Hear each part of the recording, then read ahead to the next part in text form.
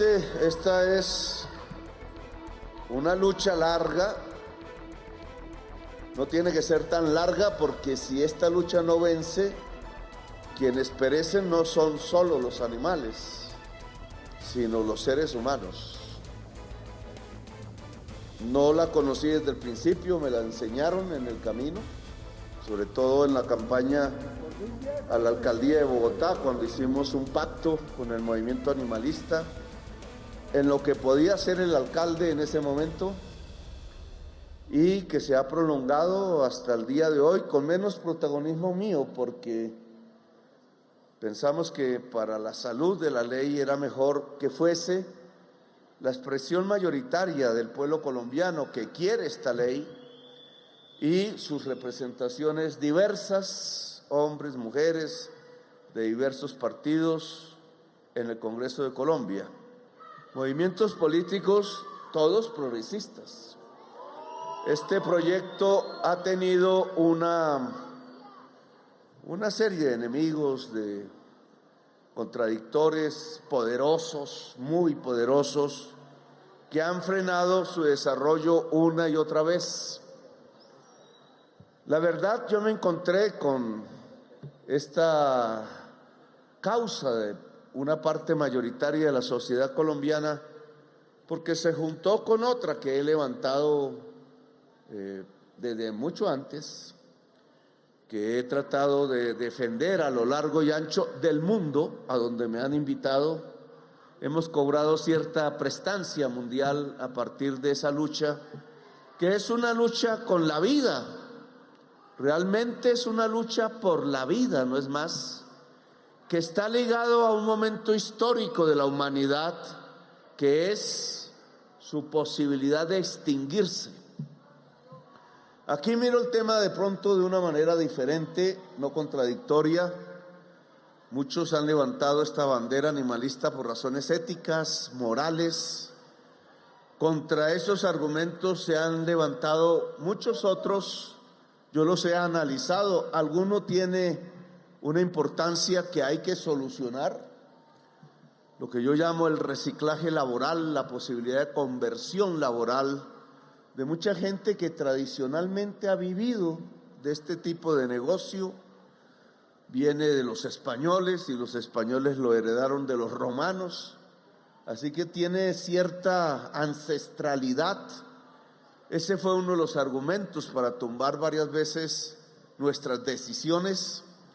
Y aquí se necesita un plan concreto, no retórico, en donde las personas que se han ligado a este tipo de vida, que la han sentido también con pasión, puedan encontrar un desarrollo laboral, profesional, con dignidad en la vida.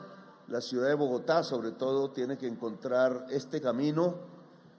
Nosotros quizás también a nivel de normas, de leyes, no sé si se contemplan en el proyecto recién expedido, pero debe hablarse de ello.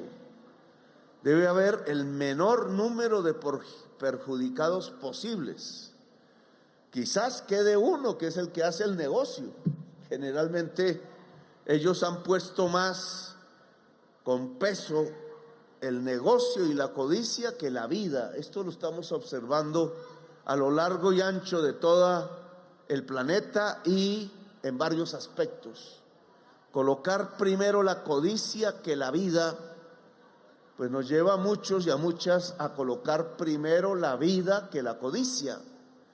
Y por eso me ligué a esta lucha y la volví práctica en la ciudad de Bogotá. Efectivamente, Bogotá, en este recinto, y a pesar de muchas presiones, en mi gobierno no se hizo corrida de toros. Resistimos. Se nos argumentaban una serie de cosas, recuerdo, que es que si se abandona el toro de Lidia se acaba la raza, me dijeron. Pero yo he descubierto que la raza es simplemente una construcción humana, no es de la naturaleza. Los animales no se segregan sexualmente por razas. Podríamos extender eso al ser humano y no nos encontraríamos de frente sino a Hitler. Y ahí porque me empecé a emocionar con la tesis. Ni en los perros, ni en los toros, ni en los animales que más se acercan a nosotros existen razas. Eso se lo construyó el ser humano y se lo impuso a la naturaleza y a los animales. Y de ahí no han surgido sino malas ideas. Una manipulación de la naturaleza tal que la destruye. Y entonces, bueno sería pensar qué pasa si se destruye la naturaleza. Y no hay más conclusión política, biológica, social, que si se destruye la naturaleza se acaba la humanidad. Y entonces estamos no solo sacrificando un toro, que alguien dirá, pero eso es lo de menos, esa es la pasión de una minoría, ¿por qué no se le respeta? Dijo alguna vez la Corte Constitucional, es una minoría y es una cultura. Puede que tenga ancestralidad, pero no se puede, menos la justicia, decirle al mundo que es cultura matar por diversión los seres sintientes, los seres vivientes. Lo decía siendo alcalde. Esa cultura, entre comillas, nos llevaría necesariamente y por coherencia a que si nos divertimos matando el animal, entonces nos divertiremos matando a los seres humanos, que somos también animales. Eso lo estamos viendo en la realidad de hoy. Solo hay que mirar en algunas imágenes de la televisión, porque la censuran, cómo caen bombas sobre los niños en Gaza. Miles de niños en Gaza muertos por una decisión humana, por un capital, yo diría financiero, que no se aguanta que los seres humanos sean diferentes. Y esa es su principal riqueza, la diversidad humana. Diversidad que no se divide en razas. Qué pensamiento tan horrible.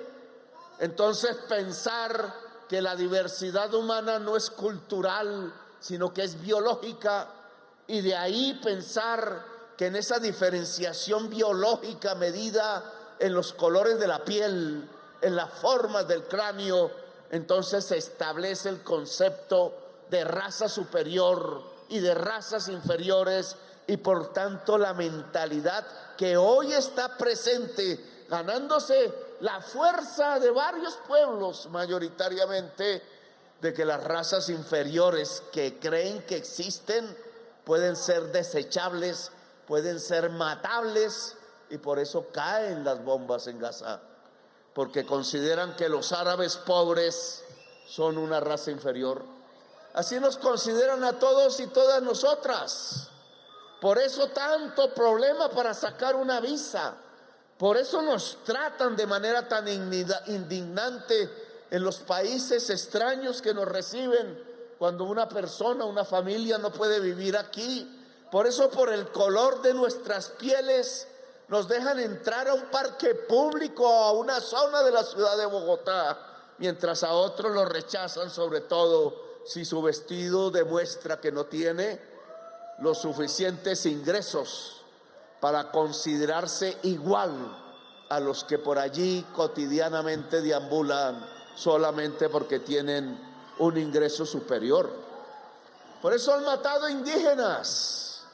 Por eso los españoles, al llegar aquí, ocasionaron un genocidio entre las civilizaciones, muchas de esas más humanas, más inteligentes que los conquistadores.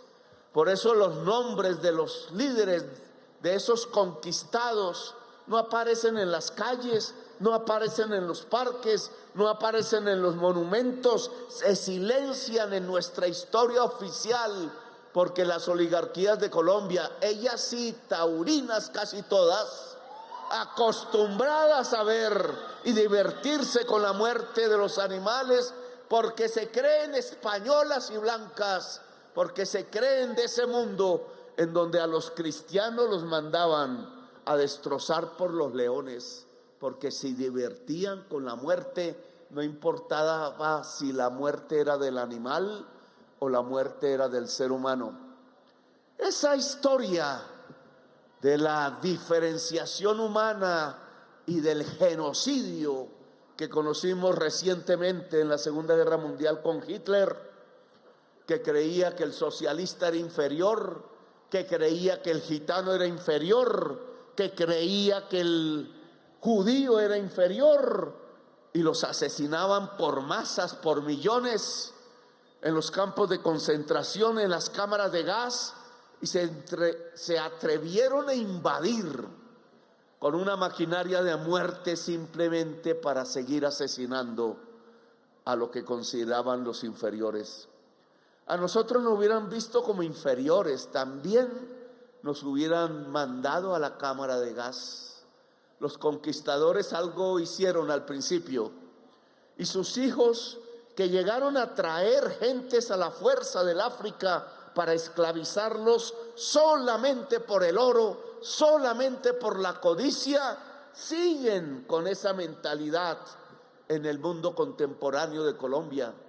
Como poderosos han sido presidentes, como poderosos han sido políticos, congresistas, como poderosos han manejado los grandes negocios y se han apropiado del patrimonio común, como esta plaza de la Santa María, creyéndose propietarios y herederos de algo que solo le pertenece al pueblo de Colombia.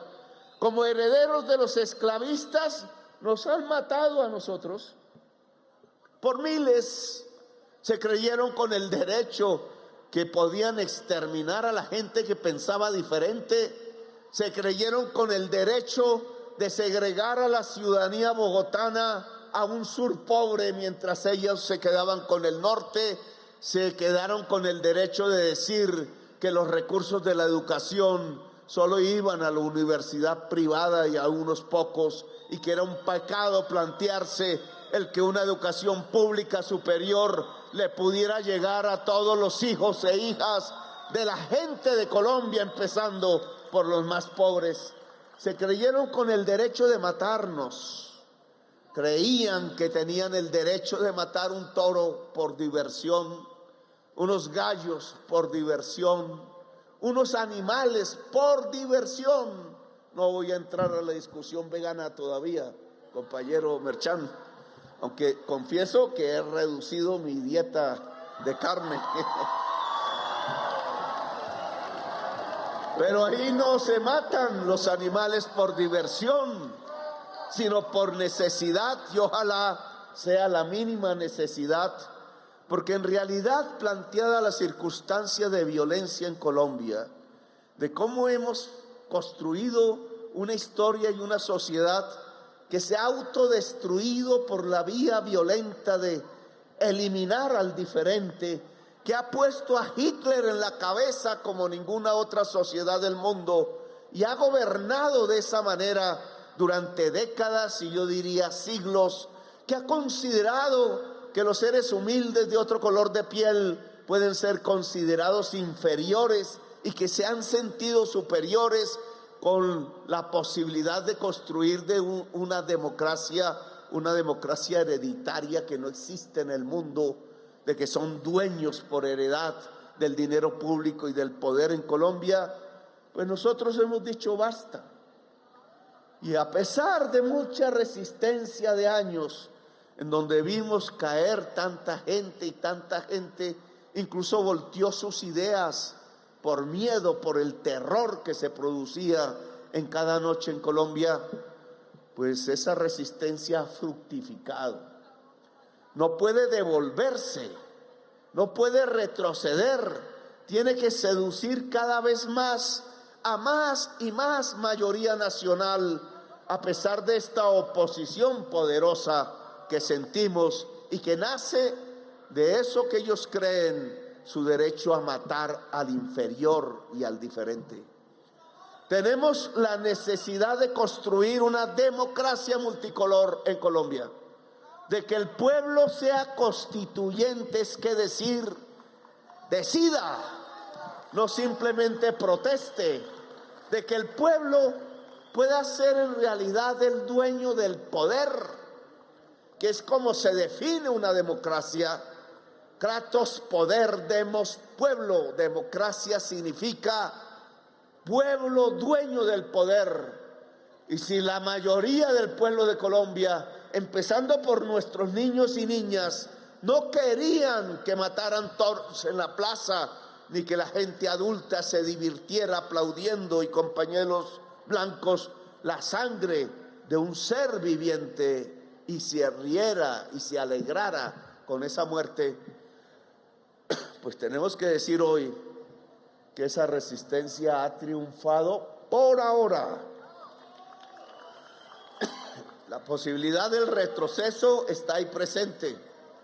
Al alcalde de Bogotá lo quería hacer retroceder un magistrado, no recuerdo su apellido, que le encantaba venir a esta plaza a divertirse, y que a pesar de su gusto personal no se declaró impedido, y en cambio se influenció para que la mayoría de la corte votara en contra de lo que hacía el alcalde, tratando de obligarlo a hacer corridas de toros en la ciudad de Bogotá.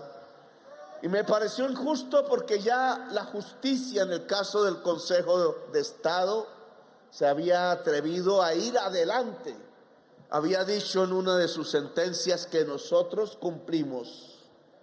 Por cumplir sentencias del Poder Judicial nos han atacado y hasta nos echaron de esta alcaldía aquí, que los seres animales eran seres sintientes y por tanto tenían derechos, y ese principio judicial que debe terminar en un gran concepto: la naturaleza tiene derechos independientes a nosotros, y que hay que respetar esos derechos, y que la misma Corte Constitucional ha logrado concretar en sentencias judiciales a partir, por ejemplo, de otorgarle derechos al río Bruno, de otorgarle derechos al río Atrato, de considerar que el árbol, el bosque, el pájaro, el animal, la vida diferente a nosotros, tiene derechos iguales que nosotros. Está llegando a un camino que es fundamental y que nosotros hemos levantado como una bandera política, y es que los seres humanos no podremos convivir entre nosotros mismos, no podremos abrazarnos en paz, no podremos reconciliarnos, tema que tanta falta le hace a la sociedad colombiana, si no somos capaces de reconciliarnos con la naturaleza. Bogotá necesita reconciliarse con el río Bogotá, ministra Susana. Bogotá necesita reconciliarse con los árboles. Algo se ha hecho en los cerros orientales, y hay que decirle a Peñalosa que tuvo razón en eso, pero no tiene razón en su idea de que los bordes de Bogotá, como la reserva Tomás Van der Hamen o como el bosque seco del sur, no existan y que sean aplastados por el cemento y la urbanización, porque de esa manera no solo se está afectando el árbol, no solamente se está afectando la tierra blanda, no solo se está afectando la quebrada y el agua y el humedal, sino que nos estamos afectando nosotros. Porque si se proyecta la crisis climática en el tiempo y no se hace nada, la vida en Bogotá será cada vez más difícil, cada vez más sin gracia, cada vez más sin oxígeno, cada vez más difícil para nuestros hijos, nuestras hijas y nuestros nietos. Por eso este logro tiene una importancia. Decirle a toda nuestra niñez y decirle a toda nuestra juventud que pueden vivir épocas peores que las que ya nosotros hemos vivido, muchísimo peores, en una catástrofe climática que ojalá no vivamos, que no llegue, pero la única manera de no llegar es cambiar nuestra mentalidad. Una mentalidad que respete la vida ajena, sea humana o sea natural, diferente a nosotros. Que respete las culturas diferentes, que respete el árbol, el agua y el planeta, que respete la vida en general, porque es lo único que nos va a permitir, y habrá que cambiar tecnologías, y habrá que cambiar consumos, y habrá que cambiar el modo de producción y las relaciones sociales entre los seres humanos alrededor de la producción. Es la única manera para que en este planeta pueda seguir existiendo una humanidad.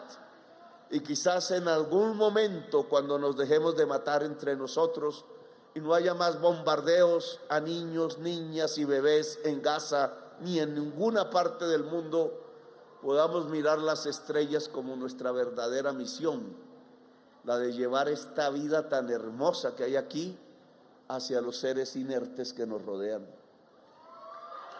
Esa es la verdadera misión de la humanidad, y se hará si tenemos un pensamiento y unos cerebros comunes solucionando los problemas de la ciencia, de la técnica, y ese momento solo llegará si somos capaces de respetarnos entre nosotros, si un pueblo no invade al otro, si no lo bombardea, si no lo mata. En últimas palabras, si la codicia deja de ser en la humanidad y es reemplazada por el culto a la vida. Es la vida la que está por encima de la codicia, y eso es lo que se demuestra en este momento y en este lugar de esta plaza, que dejará de llamarse la Plaza de Toros de la Santa María y empezará a llamarse la Plaza de la Santa María, tal cual cambiamos el nombre de la Santa Inquisición, que había puesto ese terrible edificio que hay en Cartagena, donde torturaban a los seres humanos, y ahora se llama el edificio Bencos Biojó, que es el gran líder de la libertad del pueblo negro que comenzó en Cartagena. El edificio Bencos Biojó ojalá nos inspire para que esta plaza tenga otro nombre, no sé si de la Santa María, y en esta plaza se pueda llenar de cultura, de deporte quizás, de vida, no de muerte.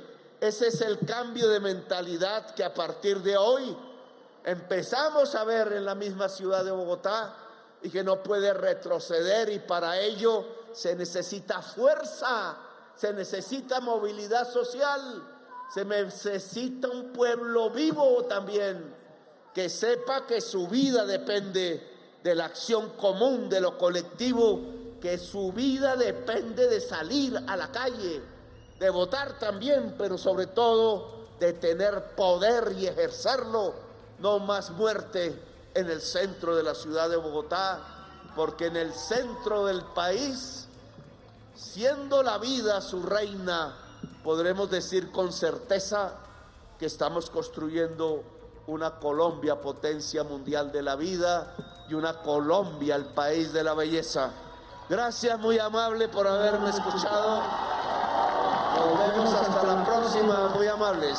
Gracias.